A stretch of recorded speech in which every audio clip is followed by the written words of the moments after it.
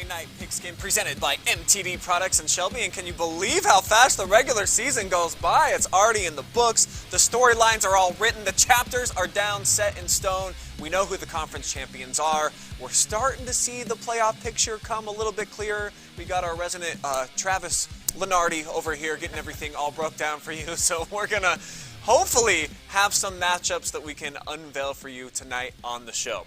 My name is Brian Skowronski. I'm going to be taking you through all the happenings that went down in Week 10 tonight in North Central Ohio and beyond. But let's begin over in Coach's Corner like we always do. Give me 10 good things, Eric Will. What do you know to be true about this football season? I don't know if I'm going to be able to give you 10. First off, you're looking dapper. He's looking absolutely amazing. This isn't even an anniversary week, and he's looking that good. But congratulations, like you said, to all those conference champions. That's goal number one on everybody's list. Yeah. When you first start your season, you want to be a conference champ. So to everybody out there, Crestview, I haven't had a chance to say this because they played last Saturday.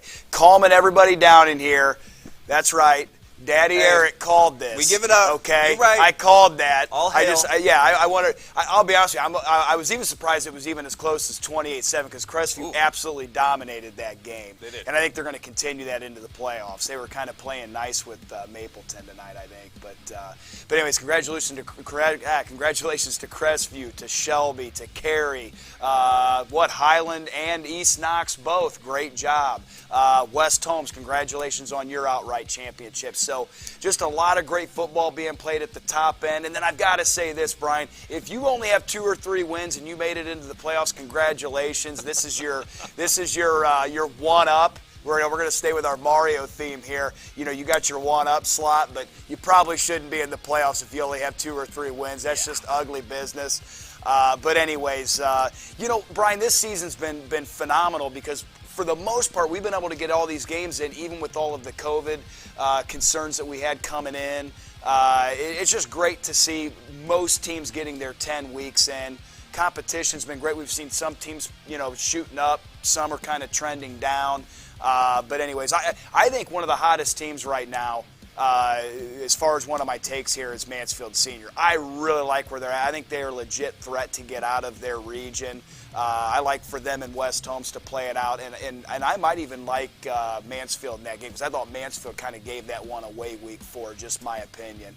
But there's going to be a lot of great matchups out there, so looking forward to running these down and talking about them, man. Yeah, let's show you who's hot, who's not, who won tonight, who lost, who played themselves into the playoffs, who maybe dropped down a couple of pegs. Here's all the scores from around the area, beginning with the Firelands Conference. And I agree with you, Eric. I think Crestview kind of, play with some kid gloves tonight with Mapleton. Took it kind of easy on them, but that defense, the real deal. They pitch a shutout tonight. St. Paul, Monroeville, they're going to be playing tomorrow night. Plymouth, another nice win. I like what they've been doing so far this year, except for when they've played against the powerhouse teams, and then Western Reserve on a bye. Yeah, Western Reserve on the bye. Like you said, Plymouth, it's no shame. The top end of this conference is really, really good. St. Paul is probably going to finish business tomorrow night, although Monroeville's going to give them some resistance. But, I've got to say this. When you talk about Crestview, I think you nailed it. Their defenses look like Georgia, in college football. I mean, I have been really impressed. I know beginning of the year we talked, and Coach Haverdill even made the comment that he's like, hey, Coach Will was kind of our kind of a little extra motivation for our defense. Well, I'll tell you what, if that was the kerosene to throw on that fire to get it started, it worked, because I'll tell you what, their defense has been lights out. They gave up 25 in the opener at Loudonville. Since then, Eric, they've given up here over the last several weeks 0, 7, 8, 13, 10, 0, and 13. Yeah, and here's the thing. No matter where you go in the playoffs, that defense travels. And when you play that well against the multiple offenses that you're going to see, and they're really aggressive. I'll tell you what, I watched the St. Paul game, and St. Paul, I mean, they had nothing going. And obviously Mapleton had nothing going. You even look at South Central, who's put some points up, even threw 4 touchdowns up tonight on Plymouth, and actually led in that game. I don't know if you have a statistic. I mean, has Crestview even trailed this year? I don't have that in front of me, but no, I don't think so, I don't think they have. Because that defense has been so phenomenal. You're right with that 3-3 stack, because the secondary is so good at playing one-on-ones on the edge. you can bring a couple of extra rushers. Right. They've been able to do that this year. 3 best defenses in the area: Crestview, Lucas, Mansfield Senior. Those are the 3 best defenses in the area. All right, so that's the Firelands Conference. Let's move on, show you what went down tonight in the KMAC, where we have a co-championship. Sorry, Knights fans, you're going to be waiting maybe another 35 years. They don't get it done. They had a chance to get it the last 2 weeks. Started off 8-0. They've dropped the last 2, and they just got powerhouse tonight by Highland. East Knox in the Devil Dog game, that was a fun, competitive game. East Knox was able to make a couple of extra plays that the Blue Devils just couldn't. But I think the big surprising score, that's got to be the Freddies getting that win over Centerburg, right? Yeah, that's the upset. There's no doubt about that. How about the Freddies? And the Freddies getting into the playoffs. Now they get to travel and play, and it knocked Centerburg out of a home game, as far as Lenardi over here was discussing with us. And East Knox taking care of business, getting their chip back. I think they were about 3 weeks ago, they were concerned if they were going to get a piece of that chip. Sure. And they got it, so congratulations to them. And how about Highland leaving the KMAC, heading to the MOAC, walking out with a piece of the championship. And I think Northmore had a few injuries there, primarily at the quarterback spot there. I think that also affected some of that score. But how about Highland's trajectory? They have played really well from week 5 through 10 here, and I think that's going to play well here as they make their move into the playoff. And, how about Frederick? I cannot speak enough to your back is against the wall. There's no conference championship, but do you want to play week 11? And, Brian, here's the thing. When you look at all these teams that are in the playoffs, because a lot of these teams are in it, you get a whole nother week of practice, more development, more coaching, more film, and another opportunity to compete. That is never a bad thing, so you'll always take that opportunity. I really thought Northmore was going to get that conference championship, or at least a piece of it. So my heart kind of breaks for them because, man, they were right there.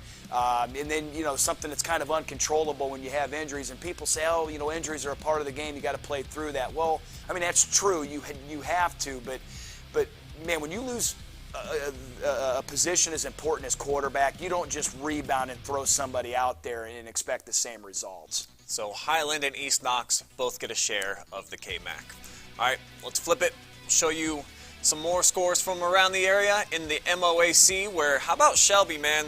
Really took it to Clear Fork tonight, and they win the conference for a 3rd straight year, Eric. Good stuff. 3rd straight year. As a matter of fact, they've only lost 1 league game in 3 years. Yeah, undefeated this year, right? So they were undefeated this year in the league. And really, this played out how we kind of envisioned it. Shelby had a little bit of a bump in there, with the Bellevue and the West Homes, but those weren't league games. And, it affected their playoff positioning, because I think if they would have taken care of at least one of those 2, they probably would have gotten 2 home games. But instead, they are going to probably get 1 at Skiles. They were just the class of the league. I think that their deficiencies weren't going to be exposed from the rest of the schools in the MOAC. Marshall, Shepherd, and that receiving core are so stupid good that you had to be on point to beat them. And you had to be talent equated. And Clear Fork's still a year away. And then you look at Harding. I think Harding, talent-wise, is probably right up there with Shelby. Just didn't execute in the game that they played with Shelby. But when they're hot, I think they could play with Shelby. But I don't know if they were consistent enough through the MOAC run.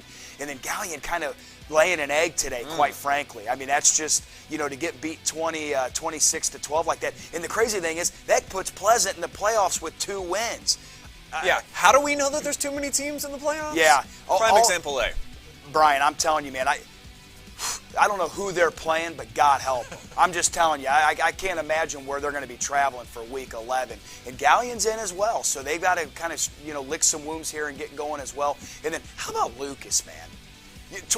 I'm telling you, Lucas is unbelievable. Fenella's back, balling out. They're still missing, might be their best player with Toms. I mean, the kid is an absolute stud. If he has an opportunity to get back as good as he is as basketball, because I know he's probably a basketball primary guy, but if he would have an opportunity to get back, this team could be really special. And then, man, River Valley, just probably to me the biggest surprise of the year, just not playing very well most of the year, which was a big surprise, because I actually I picked them to kind of be a dark horse in the MOAC. I liked their quarterback and the stud wide receiver they had coming back, and just didn't play out that way. Yeah, they started off hot, end up 5-5 on the season. All right, let's check out the Northern 10 Conference, where Cary, baby, has a championship in their back pocket now. Colonel Crawford, they've looked really good outside of that loss to the Devils. Mohawk won with a touchdown with just 6 seconds remaining on the clock in that, coach, and we have highlights of that one coming up. I thought maybe the most surprising score out there, Bucyrus knocking off Upper Sandusky. I don't know what to make of the Rams. Some weeks they're juggernauts. They put up a bunch of points. Other weeks they can't do much. They go on the road. Can't get it done there. Yeah, this might have been one of the craziest weeks in this conference other than Cary. Like you said, Cary doing what they do. I believe they locked up the 3 seed, or it's right around in that ballpark. I think that Crestview's got the 2 and Archibald's got the 1. So that's going to be a really competitive region. You're going to want to stay tuned to that thing. Those are 3 sledgehammers right there. And Colonel Crawford had a great year as well. I believe finishing 2nd in the league, behind Cary. I think that they can win a game or 2 in the playoffs and get, see where, once you get in there, man, the matchups, who knows, maybe your strength matches up well against somebody's weakness. And, man, I think it's the first time in a long time, we said this kind of before we started here, it's the first time Winford's been under 500 in a really long time. I can't tell you a time that I remember that. Right. So, and hey, like I said, they're allowed to be human one year. You know what I mean? And I know they had a couple of injuries and a couple guys in and out, throughout the year. So I do believe they're still in the playoffs, if I remember correctly. There is, 16. Good. That's another one that's making another one. So they get to play a team that they played week 1 all over again. So, but anyways, and then you look at, like you said, Bucyrus. How about Bucyrus getting a big win? I don't know. I mean, it seems like 2-3 wins get you in the playoff, Travis. What do you got for us? Is Bucyrus in the playoff, or they're out? Okay, so I feel like, Brian, if you win a game or 2, you're in the playoffs. I guess that's how this works. In a couple of these regions, that's going to be the case. Others are a little bit stronger. No, I agree with you. Yeah, Bucyrus not going to get in. We know Colonel Crawford certainly is going to play at home in the opening round. Could get 2 home games depending how things shake out for them. And Seneca East was up and down a little bit this year as well, because when they were playing at the top of their game, they were a threat. So, I think that really tells you that Cary and Colonel Crawford really separated themselves as 1 and 2. Yeah, and then after that, I can't really get a pulse. No, I agree with you. I think it's literally week to week. Anybody can beat anybody in that conference. All right, in the OCC now we go. West Holmes is the outright champions of the league. They had a big lead on Mount Vernon, kind of took their foot off the gas with the game in control. Mansfield Senior, I think a lot of us kind of saw this coming after Madison beat them last year in an unexpected showdown after the playoffs were over. Tight game, Worcester and Ashland almost always is, though, Coach. Mm-hmm. Typically that one's not a blowout. Right. Worcester-Ashland's a rivalry. It's developed into that. Both of those teams are normally at the top of the OCC. And, getting back to that Mount Vernon West Holmes games, West Holmes is just – they're like a smooth sports car, man. They're just Williams Dixon is just, I think he was in the ballpark for like 1,000 rushing, 1,000 receiving. He was like in the ballpark for both of those. I mean, he is a difference maker. And the problem for the rest of this league is that cat's only a sophomore. He's going to be back for 2 more years. And, like I said, I think Mansfield's playing as well as anybody right now in our area. And listen, that was to be expected tonight. Madison just really struggling. I think 2 wins in the last 4 years. They're going to go into the offseason and have to do a lot of soul searching as far as like where is their program going and where are they moving forward. What's the offseason look like? How can you fix this thing? Because your junior class is supposed to be a pretty good class, and it hasn't developed as of yet to be that class that you need it to be. So they'll be dealing with that in the offseason. And I think Ashland's just been, I know at one time they had like 4 or 5 of their offensive linemen out. If you look at their scores, they were either leading or really competitive for a half, and then sometimes the wheels would fall off. But even in this game, 17-7, that's respectable. Ashland, I believe this.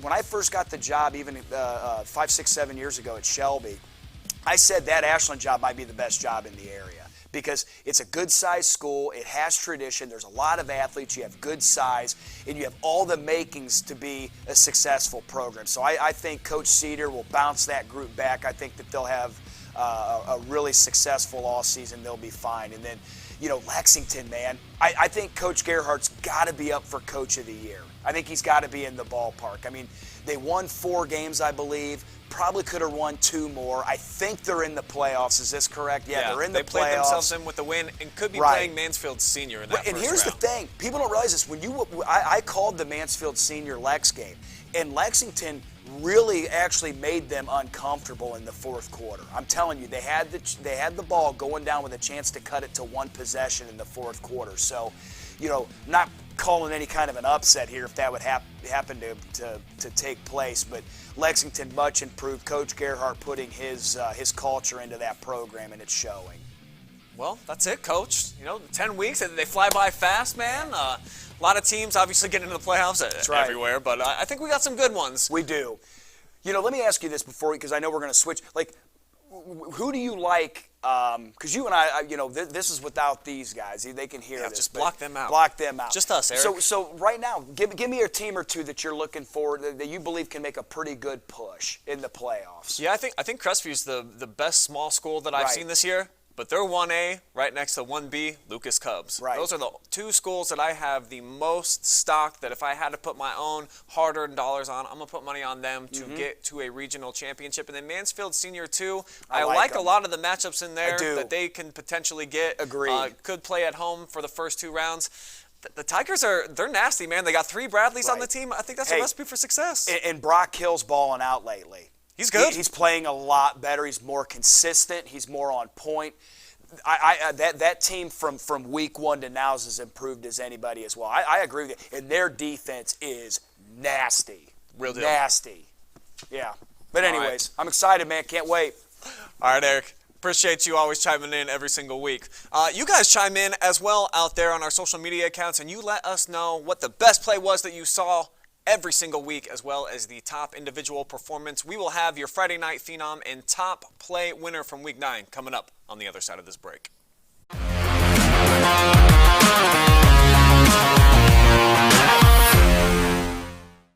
Headquartered in Valley City, Ohio, MTD Products is a leader in the outdoor power equipment industry.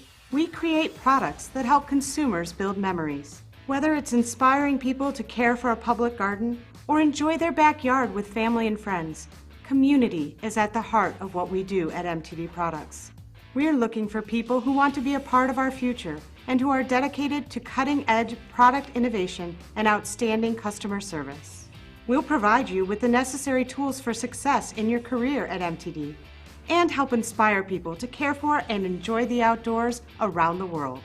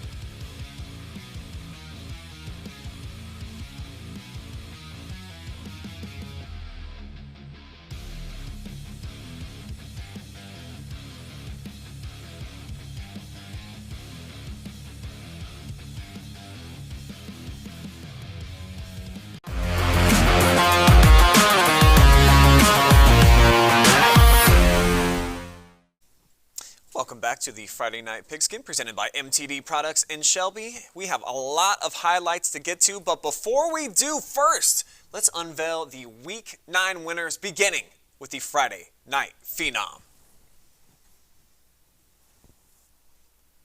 After we tallied up all of the votes, you guys have decided that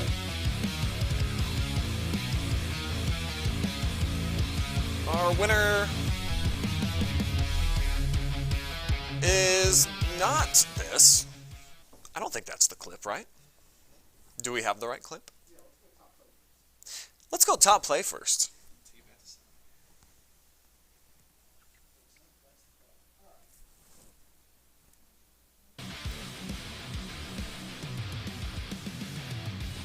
So here's your Week 9 winner, the top play of the week.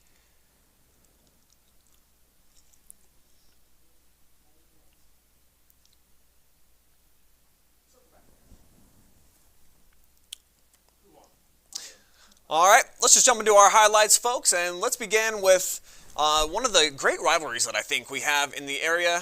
Two of the biggest schools in the OCC, I think the two biggest schools, Ashland and Worcester, got together again tonight. Josh Pollock was over there. You saw it go down at Community Stadium. And, you know, another tightly contested game, but typically the Generals get the better of them. They did again tonight. They did, as you saw the score earlier. It was a messy game, a lot of turnovers for Worcester. It almost seemed like they kind of wanted to hand the game to Ashland, and you can see in these clips moving forward. Kicking things off, Worcester started to get things rolling with a little 5-yard run right here by Drew Becker. Really kicking things off early. Worcester seemed to be in control for a majority of the first half as he just powers his way in there. And they got up early on Ashland. This next clip we're going to see was a phenomenal 44-yard pass from Becker. That was to number 2, Micah McKee. And kind of a grown man move here. I mean, he catches it at like the 15-yard line and still finds a way to make it to the end zone, making it 14-0 Worcester. It seemed like they were going to be able to just get in control. Ashland wasn't going to go away quietly. Here you got Landon McFedrick, and this might be a top play nominee because there's something about me going to Ashland where they seem to get weird catches for touchdowns, and that was going to be going all the way to Caden Schmitz, and that was going to be a 17-7 final score. What wasn't shown, got to give the kickers some love, a 36-yard field goal to seal the deal for the Worcester Generals. As Travis always says, kickers are people too. I'm a firm believer in that. Just the Generals collectively, well, what did they do better tonight than the Arrows? Yeah, it was really a weird game because Worcester, Drew Becker, he had 2 fumbles late in the game. They had a blocked punt. He had a 1-yard punt that I just don't think I've ever seen before. A 1-yarder. A 1-yard punt. And it seemed like a majority of the second half, Ashland had everything going for them, but the Worcester defense would not break. They were deep in their own territory numerous times throughout the night, and Ashland just wasn't able to convert. And the Arrows, even with the expanded field of the playoffs, they're not going to get in this season with the 3 wins. What's your collective takeaway about Ashland and the team that they put together this season? Yeah, I think even though it was kind of a bad loss tonight, things didn't obviously go their way. Landon McFredrick, he can make plays on his feet. I've been to a few games out there, and I was able to see the talent they have at wide receiver, the defense that they had out there tonight, was able to do good things here and there, and I think that's stuff that you can hang your hat on as well. All right. Appreciate it, Josh. We're going to keep it in the OCC, and we're going to show you the Battle of Mansfield now. Let's go over to Arlen Field. We'll show you how it all shook out between the Rams and the Tigers. Last year, you might remember that the Rams upset Mansfield Senior. That would not happen this year, as here's Amar Davis with a huge 35-yard connection from Brock Hill. He would take it in. It would be 6-0 in favor of Mansfield Senior. Now here's Brock Hill shaking, rattling, rolling into the end zone, 21 yards.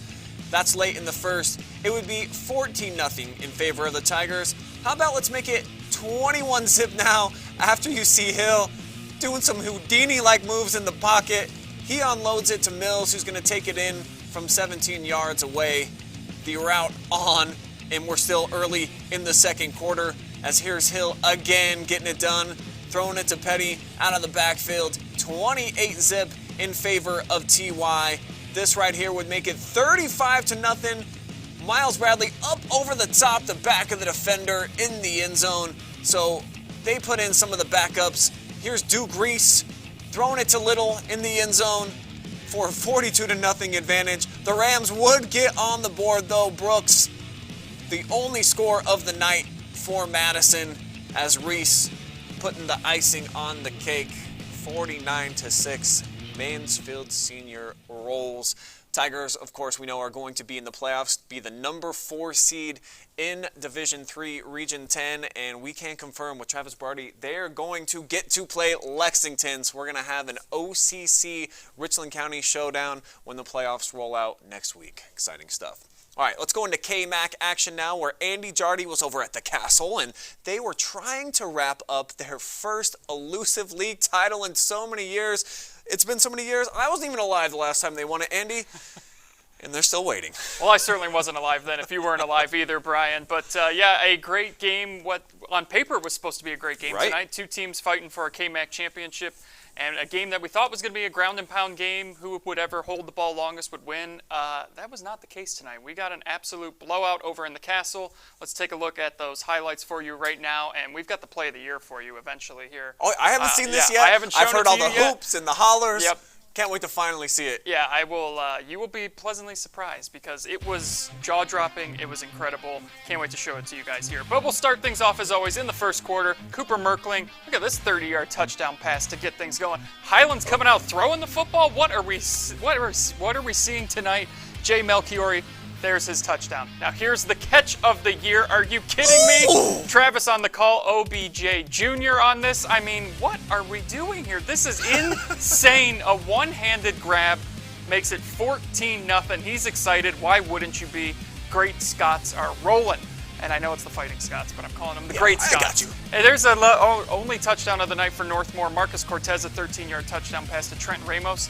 Just when it looked like they were getting back into this game, an 80-yard jet sweep. Gavin Hankins takes it all the way, 24-7. And then the icing on the cake to clinch a share of the K-MAC. Colton Stover, pick 6. Wow. Thank you very much. I will take this from you, and we will get out of here with a piece of the pie of the K-MAC championship. Wow, so congratulations to Highland and the Fighting Scots, and especially going on the road. And they had to win some tough games late. And we've been hearing Dane Nauman for all these weeks. He's the leading rusher in the area, but they were really balanced tonight. Andy actually did a lot of damage through the sky. Yeah, they did do a lot of damage through the sky. Nauman had 133 yards in the game. No touchdowns, but he was effective running the ball. Confused us, too, because he had to switch his jersey at one point, and we were calling him by another name. So we were not giving him yards that were actually his, but I think he had blood on the jersey, so they had to switch up his jersey. But the balanced attack tonight from Highland was something I was not expecting to see. I thought they would make throws when they needed to, but they came out. All sorts of trick plays, ran some flea flickers, ran a few jet sweeps. Their misdirection plays were great.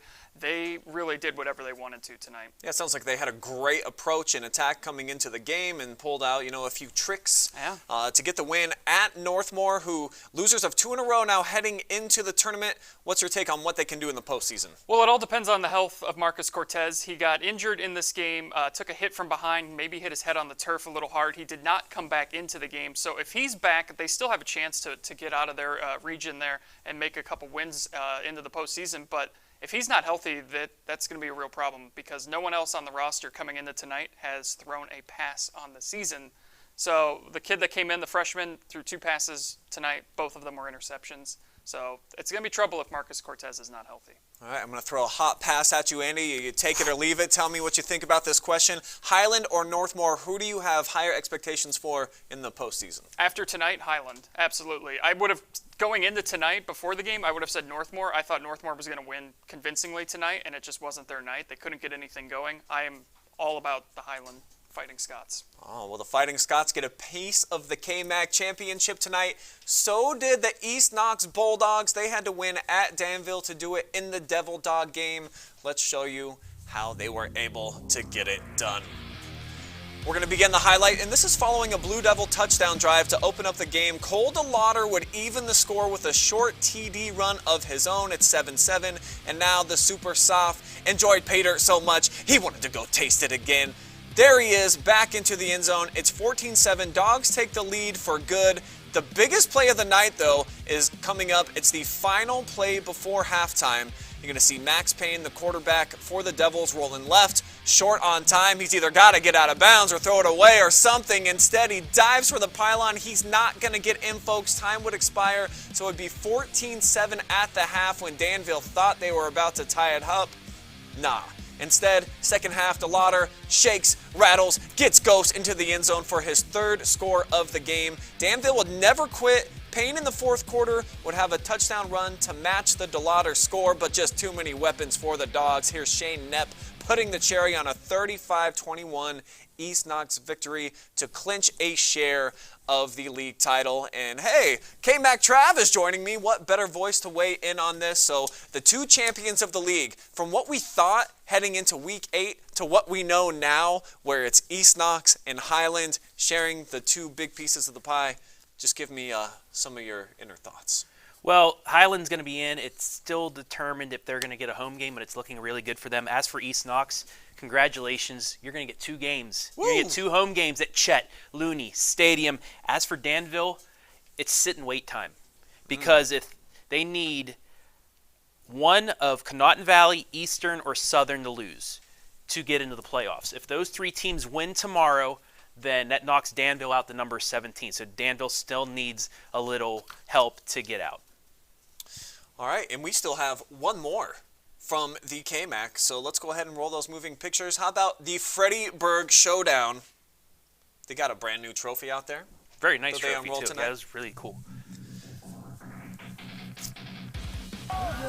We'll begin with a Centerburg rushing touchdown. This is Kalen Lamaster. Bullying his way in. It would be 7-0 in favor of the Trojans. Fast forward second quarter now. And Fredericktown's Ben Mass is going to go up top to Grant Hartley for the touchdown. They would go for 2. They would get it, right? I believe. Yeah, they would. It would be 8-7. Centerburg then would get a field goal. It's 10-8. It's a weird score. It's throwing me off. Now it's 13-8 after that one. And the Freddies going back to the sky. Mass to Cade Carpenter, who is going to do the rest. He's going to race in to put them up on top, 14-13. And now a little flea flicker, some trickery. Wow, how about It's the that hook and one? lateral. It's going to work out too. Tegan Rule's going to go all the way in for another touchdown. It was 22-13. Freddy's looking to pull off the upset, but not so fast, my friends. Kalen Lamaster, the super sophomore, bursts in for the touchdown. It makes it a 3-point game, but the Freddies later would create a little bit of distance on the scoreboard. Carpenter for the touchdown made it a 9-point game, but on the ensuing kickoff, things are going to get interesting again.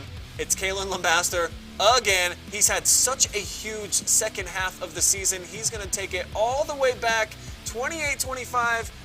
That's as close as they would get, though, as the Freddies would hold on to win, and they would get to take that brand new trophy. The Freddie Berg is pretty cool. Pretty cool. So just final thoughts on the K-Mac and how everything. I guess they're works out, coming to me. Travis. They know I'm about to read some stuff about the playoffs. Centerburg with the loss, they're going to finish 9th. They're going to lose out on a home game. They're going to go to Nelsonville, York for week 1. Fredericktown jumps all the way up from 14th to 11th, and I believe that means they will head to Northmore. Northmore, Whoa. Fredericktown, week 1 of the playoffs. It was a good one back when you and I called the game, I believe, Brian. Not really, yeah. The Knights kind of took it to them, so we'll see how much the Freddies have improved and or if there's been a letdown and a drop-off now for Northmore. Yeah, so Northmore, we'll see if Cortez is good enough to go for next week, but a K-Mac rematch for round 1 at the Castle, and then with Centerburg, they're going to head to Nelsonville, York, and then possibly to Fort Frye, the number 1 team in round number 2. Well, speaking of number 1 teams in the postseason and some big juggernauts, a lot of people were writing in. Actually, did we skip over? Did we miss the MOAC corner? Hold on, folks. Let me get to the Lucas highlight, and then we still got the boys standing by. I don't know what's happened. We've gone haywire here tonight. Pets' But heads are falling off. A lot of people were writing in this week asking, are you going to have the Lucas game? Are you going to have the Lucas game? They were on the road at Mogador tonight. We just got highlights. These are hot and fresh. Let's go ahead and roll them, shall we?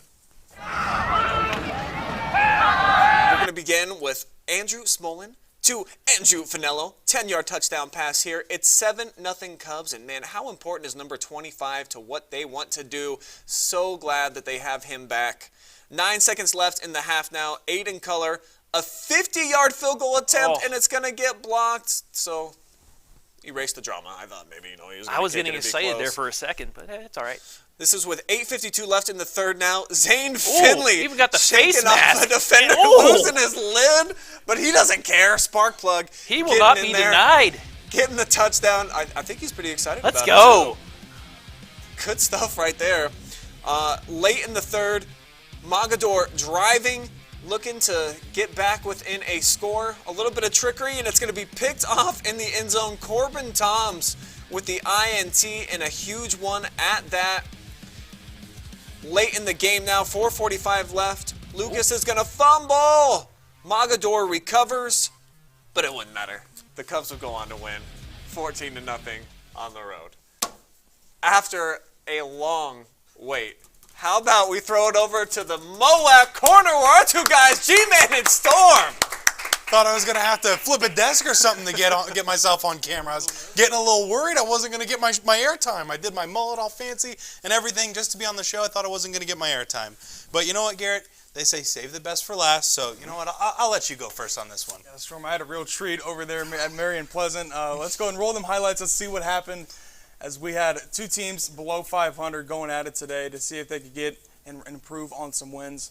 Let's see how they did. But it really started off, Storm. Gabe Ivey for Gallion was really the only offense Gallion had all night. He's going to hit the hole right here, burst through, and no one's going to touch him. So he goes all the way to the end zone for a 64-yard touchdown, giving Gallion the 6-0 lead. They went for two, but they did fail. For Marion Pleasant, Jonah Bidler is going to take this one in from 6 yards, making it 6-0. They would miss the PAT. Spartans will get another one on the ground, this one from Spencer Seed. He's going to outrun the whole entire pack, take this one into the back of the end zone from 54 yards out, and his teammate's going to dap him up on the way into the end zone. Gabe Ivey for the Tigers is going to score again, reach out for the pylon. He's going to get it. 13-12 in favor of Pleasant, but this was going to be the couple daggers that put Gallion away. Aiden Casperson is going to take this one, 52-yard screen pass all the way to the back of the end zone, 20-12 in favor of the Spartans. And right here, Casperson once again putting the dagger in Gallion, 26-12. He would take this one out from 22 yards and keep their playoffs hopes alive. We will get to that here in a little bit. Yeah, Garrett, I think that you wanted to talk a lot about the postseason. You know, it is Week 10. Talk to me about the Spartans. Maybe a deep run for them in the postseason?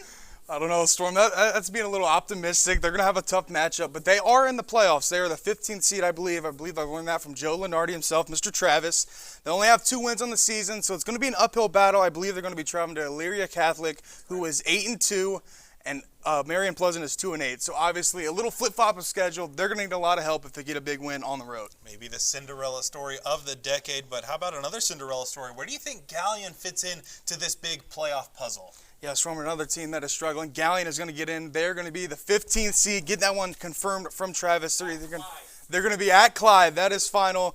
Gallion traveling up to Clyde. Both squads here, Marion Pleasant and Gallion, 2 MOAC rivals. Going to have a huge uphill battle, Stormer, if they want to pick up a win in the playoffs. Well, I'm going to talk about a team on the other end of the spectrum. How about the Shelby Whippets? Of course, who else would be covering them but me?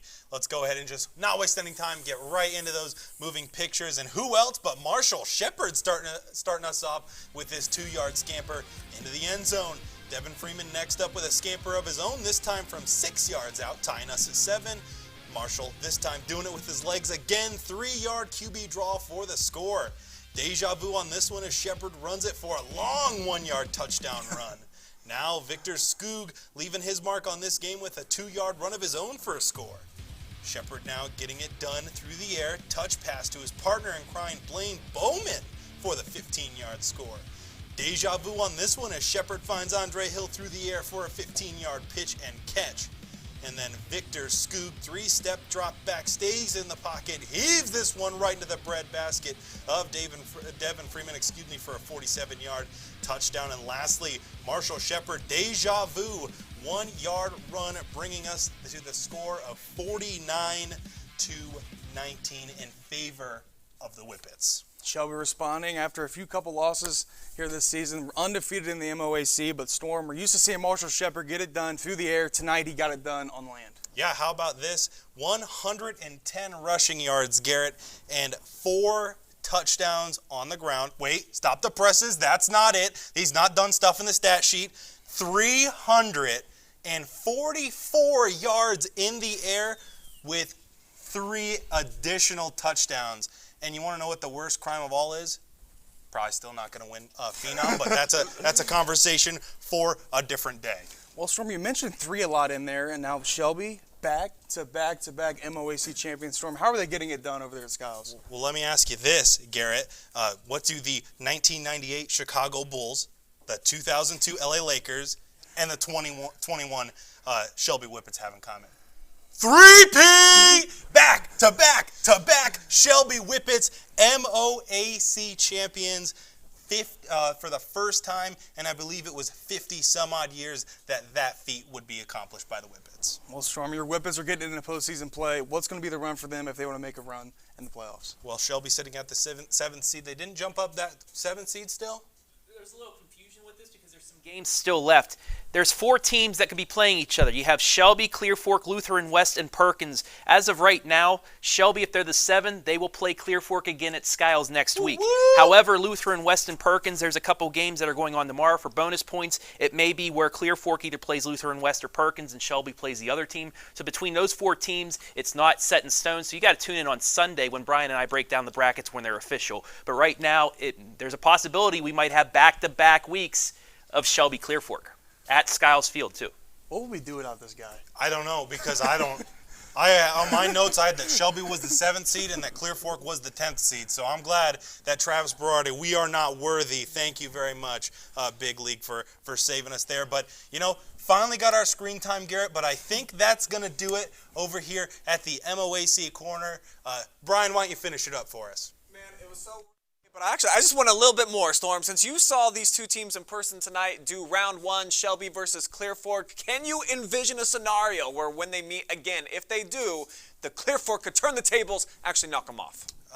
I don't know. That's an interesting question because I feel like a lot of Shelby's plays, like their fake screen passes, their regular screen passes, things like that, once you see all that, it's kind of easy to predict. It's kind of easy to stop. So if they have to play that team again, I don't know what could happen. Could be a fun one. We'll see. Do we get round 2 next week? We'll find out on Sunday again. We'll break down the brackets at noon. All right, guys. We still have one more highlight with the craziest finish of the night. This just rolled in. How about Winford finishing up the season at Mohawk? Let's show you how it all went down. We'll begin here with Kobe Allen. He's going to throw it. It's going to be caught by Jaron Filater. 60 yards. Call that a hard cut, right? And that's all the way into the end zone. Okay, so it's looking good for the Royals. They're also kicking field goals. They're making good on those from 30 yards out. 10-0. It's all going well until it wasn't. How about Zayden Fry making another explosive play? This dude does it every single week. He goes for at least 50+ and gets into the end zone. This time it's from 82, trimming it down to 10-7. That's the deficit. Let's fast forward you now to just 6 seconds remaining in the contest where Bryce Hannum to Kane Heyman. Oh, right at the line too. Boom. 4 seconds left in the game. That's called a game winner, folks. Mohawk with the victory, and I believe that they played themselves into the postseason with that play right there. Tell us more, Travis. Well, first, if he's not 6 inches behind the line and he lands inbounds, clock runs out. Winford loses. Winford jumps all the way up to 9th. They will play at Waynesfield Goshen in the Division 7 Region 26 opening round. They came close to actually hosting after that win. As for Winford, you lost, but you're still in. But like Eric Wolf said earlier, you're going back to Otsego, a team that you played tough in the first half, and then Otsego pulled away. We'll see if Winford, learned from that Week 1 game and can bounce back. But right now, both teams are in, but Mohawk benefited the most out of that victory. Yeah, big time. And I think Mohawk's a really interesting team. They have big play capability. They can do it offensively. Sometimes they play really good on defense. So I kind of want to see what the Warriors are going to do in the postseason. 16 teams getting in. There could be a lot of pandemonium, I think, Travis. Speaking of pandemonium, if Winford could pull off the major upset and then Mohawk wins, rematch, but this time at Mohawk. Whoa. Mind blown. All right, guys, we're going to take one more time out, and we're going to show you, we don't know what we have coming up next week, but guess what? We got our clips working for the Phenom in the top play. We're going to show you who won right after this.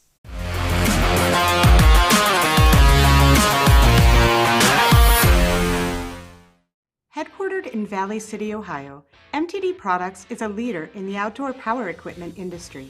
We create products that help consumers build memories. Whether it's inspiring people to care for a public garden or enjoy their backyard with family and friends, community is at the heart of what we do at MTD Products.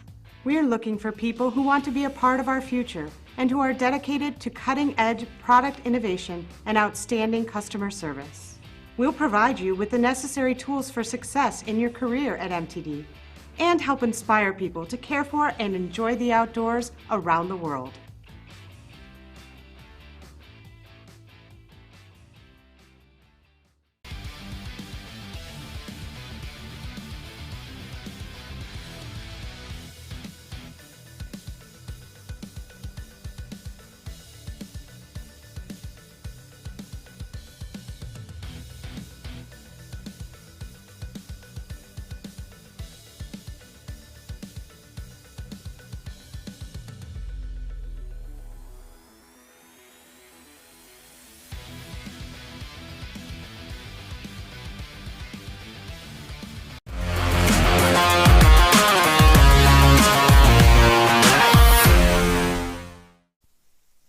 Every week here on the OH Report, we take some nominees, we shake them up, we unload them to you, and then you vote. You decide what was the best individual performance that you saw. So let's show you who the winner was. Friday Night Phenom from week number 9. And after all the votes were counted up, how about the senior standout quarterback for the East Knox Bulldogs, Peyton Lester, showing out? He didn't have to put it through the air a ton, just 12 attempts on the night, but he completed 9 of them. 4 of those went into the end zone. Went over 200 yards passing on the night. Peyton Lester, a flat-out animal in this game as the Bulldogs kept their KMAC championship season alive with a win over Highland. It was a huge win, and this is the best throw that I think I've seen all season, dropping it right into the bucket. Congratulations to Peyton Lester. We also do the same thing with our nominees for the top play of the week. We gave you a bunch of them last week, I think. There were a lot of decisions to be made. 9 of them or something crazy. Here it is. Here's your winner.